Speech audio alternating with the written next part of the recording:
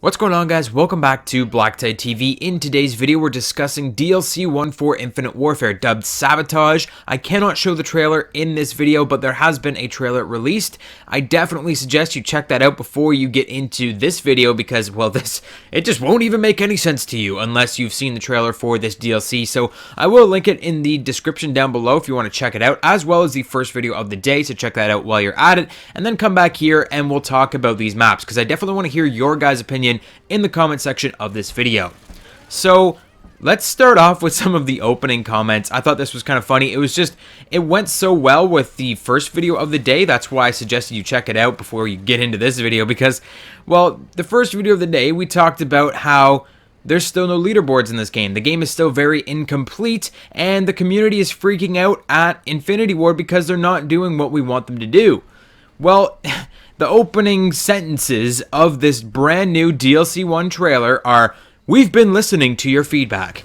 One of the great things about DLC is it gives us the first opportunity to address what the players are looking for and what things can be improved upon in the Infinite Warfare experience. We get a lot of feedback across social media, forums, everywhere. It's been really cool to see everything from the beta up until now and the requests, blah, blah, blah." So this is what they started this trailer out on, and instantly you can tell that it's all downhill from here. I mean, like, I don't want to get into this all again in this video, but seriously, they're telling us that they've been watching all of our requests, they're watching social media, they're watching the blogs, but they're not fixing the things that we want them to fix.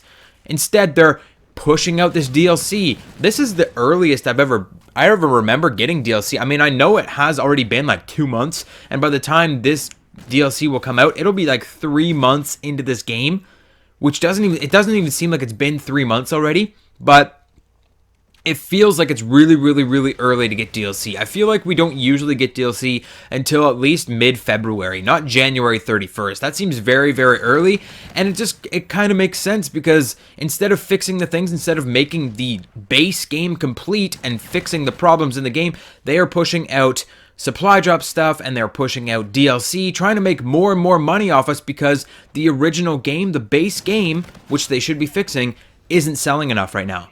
They're actually really, really, really low on their sales this year compared to previous years. So their base game isn't selling as much, so they're going to be pushing out DLC. They're going to be trying to make those microtransaction deals go out there a lot more this year. And it seems really clear on that because, this makes it seem really clear is what I'm trying to say, because they're pushing out this DLC already instead of fixing the things in the base game. So I just wanted to make that kind of a big obvious point here because you might have missed that just as you skip by their bullshit kind of comments at the beginning of the video just to get into the maps and stuff. So I wanted to make that really clear that it's just funny how they opened up this DLC trailer. So let's talk maps.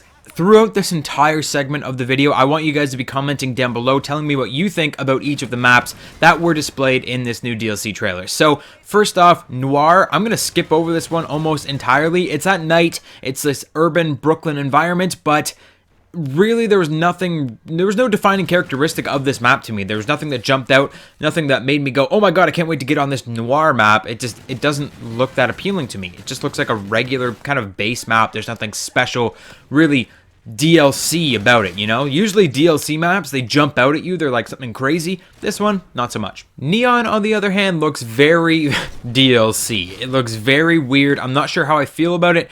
It's kind of like this Zero Space. It's like a video game, like a pre-alpha video game, or like a game out of like the 80s or 90s, like very basic, very dumbed down. Everything is white, just like completely blanched white. It's just very simple. It looks like a game in pre-production, and when you kill people, they explode into polygons, obstacles kind of appear out of thin air. They could do some really cool stuff with this map, and I'm excited to see what it's like, but it could either be a total bomb, or it could be really cool, and it could be a defining map of this game. So I'm excited to see what they do with Neon.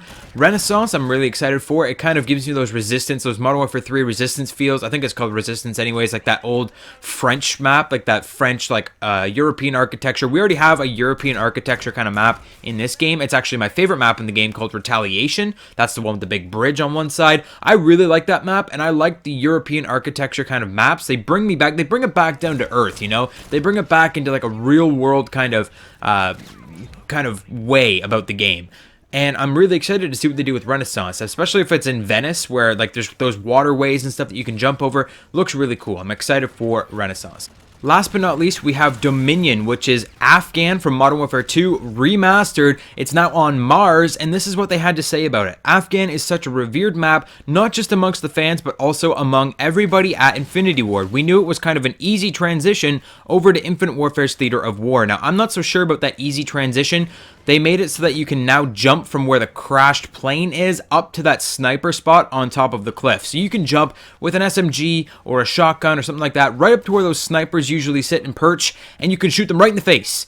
And that's going to completely change the entire dynamic of the map. That spot is such a pinnacle on that map. Snipers used to go up there all day long, and they would rain down hell from that spot. I'm not sure how that spot is going to work when you can just jump up there. It's going to completely change how the map flows. So I don't know if it was an easy transition. You might have just shot yourself in the foot again, Infinity Ward. So we'll see what you do. And by the way, they say that it's this big map for Infinity Ward, but if you actually think about it, Modern Warfare 2 was the old Infinity Ward, which was like 99% of the old Infinity Ward is gone now. Most of the people that are working there now never worked on Afghan in the first place, so why do you revere it? I mean, yeah, it was your studio, but it wasn't you personally. So I'm not sure what to make of that, but that is it for today's video, guys. I didn't do the zombies map just because this isn't a big zombies channel. I might do that in a further video, but that is it for today's video, guys. Hit the like button if you enjoyed it, subscribe if you're new, and I'll see you on the next one.